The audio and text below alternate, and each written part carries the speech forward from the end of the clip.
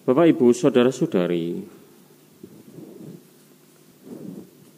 kalau kita melihat bacaan pertama hari-hari ini, pekan-pekan ini, ya, terutama dari kitab Samuel, kalau Anda mencermati dengan baik bacaan pertama dari kitab Samuel, isinya adalah cerita tentang pertikaian dalam kerajaan Israel.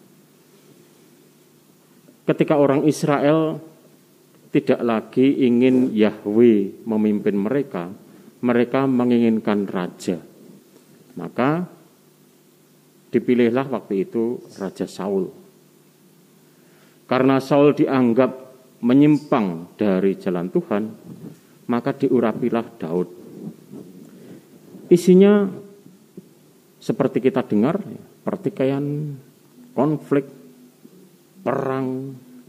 Kemarin kalau Anda ingat dengan baik, Saul ingin membunuh Daud karena orang memuji-muji. Saul membunuh musuh beribu-ribu, tapi Daud berlaksa-laksa. Ibu-ibu yang menyanyi itu ya, dengan genderang. Lalu mereka terprovokasi oleh ibu-ibu ini. Di tepi-tepi jalan mereka menyanyi, sehingga Saul itu benci sekali dan mau membunuh Daud. Lalu hari ini kita dengar Saul mati dengan Yonatan dalam peperangan. Dan Daud yang hatinya sungguh tidak mau melukai orang yang diurapi. Kemarin kita dengar sebetulnya Daud itu ada kesempatan untuk membunuh Saul, tapi tidak dia lakukan. Dan Daud ketika mendengar bagaimana Saul mati bersama Yonatan, dia menangisi kematian mereka berdua dengan kekalahan bangsa Israel. Saudara-saudari, kalau kita mendengar dengan sadar, ya, tidak terkantuk-kantuk, ya, tidak dengan melamun, ya, kalau mendengar dengan sadar, kita boleh bertanya, ketika lektor mengatakan demikianlah sabda Tuhan. Sabda Tuhan atau sejarah? Sabda Tuhan kok kayak percaturan politik kerajaan Mataram ya. Zamannya Kenarok, Kendedes. Ini percaturan politik kok sabda Allah ya. Demikianlah sabda Tuhan. Kalau sambil ngantuk ya enak ada jawabnya. Syukur pada Allah. Padahal isinya cerita perang loh Bapak Ibu. Isinya percaturan dan konflik antar keluarga. Kebencian, dendam, iri hati. Saul sangat iri hati kepada Daud dan ingin membunuh dalam lingkaran kerajaan, lingkaran kekuasaan. Ya. Kalau Anda berlanjut membaca ini, Daud pun jatuh dalam dosa yang sama. Daud lihat istri dari panglimanya dari atas, lantai atas, sedang mandi, lalu nafsunya muncul, ditiduri, lalu ingin supaya panglimanya ini ditaruh di medan perang. Siapa namanya masih ingat? Uria. Istrinya siapa namanya? Bathsheba. Betul ya? Bathsheba. Isinya seperti itu. Lalu kita boleh bertanya, demikianlah sabda Tuhan. Iya sih, sabda Tuhan apa Ki? Sabda Tuhan ya. Dulu kami selalu tergoncang waktu diajar oleh almarhum Romo Anton Parera Okarem. Iya sih, baru mikir ya, ketika mahasiswa masih frater diajar begitu. Sabda Tuhan apa ini? Isinya seperti itu. Belum lagi kalau Anda mendengar Injil hari ini. Injil hari ini. Yesus dianggap apa? Dianggap tidak waras dan mau diambil oleh keluarganya. Tidak waras itu artinya apa? Gendeng, edan. Dianggap edan ya. Weh, ini dianggap gila dan keluarganya ya percaya, datang ke situ. Lalu mereka berkata itu, tuh bapak, ibumu, saudara-saudaramu di luar mau mengambil engkau. Jawaban Yesus apa? Siapa saudaraku? Siapa ibuku? Ini mereka ini, ditunjuk murid-muridnya. Ini mereka ini yang melakukan kehendak Allah, mendengarkan sabda Allah dan melaksanakannya. Itu saudara-saudaraku. Makin gila lagi mereka mengatakan kepadanya.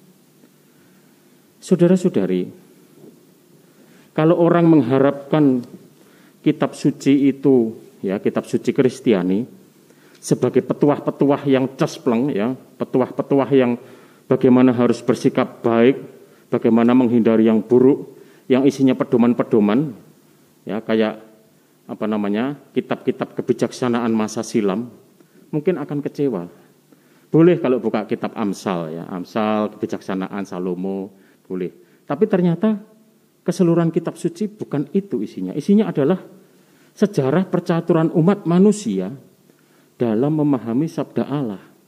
Ya jatuh bangun, ya, dosa, pengampunan, rahmat, dendam, iri hati, benci, pertobatan, rekonsiliasi. Bahkan ujung-ujungnya apa? Salib. Sehingga Tuhan kita bukan Tuhan yang gemuk makannya banyak dan subur. Tuhannya wong Katolik itu ya Tuhan yang ditelanjangi di salib. Apa Anda masih percaya sama dia? Kalau ditantang begitu, dibanding-bandingkan ya dengan keyakinan-keyakinan lain, Tuhannya wong Katolik itu mati di penteng. Dulu waktu saya kecil itu takut saya. Di kampung itu ya, ditunjuk-tunjuk sama orang, wong Kristen mati di penteng. Lalu saya tanya ibu, Bu, kita nanti kalau mati apa ya di penteng, Bu? Disalib. Saudara-saudari, memang mengikuti Yesus ya, membaca Injil itu membaca bagaimana Allah bekerja dalam sejarah umat manusia. Maka isinya adalah disebut dengan perjanjian lama, perjanjian baru. Perjanjian lama isinya adalah bagaimana bangsa Israel jatuh bangun dan Tuhan selalu tetap setia membuat perjanjian meskipun mereka berdosa. Perjanjian baru itu menegaskan bahwa betapapun berdosanya kita, Tuhan tetap meneguhkan janji itu lewat apa? Lewat salib dan kebangkitan putranya. Itu janjinya. Sehingga janji itu ada dalam Allah yang hidup dalam diri Yesus, Bapak Ibu Saudara-saudari. Tetapi itu ditempuh dengan perjalanan salib, jatuh bangun. Persis seperti perjalanan sejarah keselamatan ditempuh dalam percaturan-percaturan politik dan umat manusia yang sebagaimana kita ketahui dari kitab Samuel hari ini. Lalu pertanyaan berikutnya, Bapak Ibu Saudara-saudari, lalu bagaimana kita harus beriman? Apa memang jadi orang Katolik itu isinya susah melulu? Ya tergantung. Tergantung bagaimana kita melihatnya. Tergantung bagaimana kita memaknainya. Kalau kita tidak pernah mampu memaknai, ya, atau sejenak memaknai jatuh bangunnya hidup kita, ya kita larut dalam hiruk pikuk. Ya. Seperti kalau Anda lewat jalan ini ya, depan galaksi ini, hiruk pikuk setiap hari. Sekarang termasuk jalur utama wilayah timur. Hiruk pikuk setiap hari. Tapi di tengah hiruk pikuk Anda belok sedikit masuk sini, nah, lumayan menemukan keheningan. Lalu bisa melihat bahwa ada hiruk pikuk di luar. Ini analogi bahwa betapapun hiruk pikuknya jatuh bangun hidup manusia, kita perlu hening sejenak. Hening sejenak. Kalau tidak, pikiran kita itu betul-betul hiruk pikuk. Anda masuk ke sini, duduk, diam, hening, apa yang terjadi? Mulai gaduh, bukan? Gaduh isi kepala. Ingat masalah utang piutang, ingat masalah keluarga, ingat masalah masa lalu, ingat berbagai masalah yang belum selesai, masalah di tempat kerja, berbagai macam ya.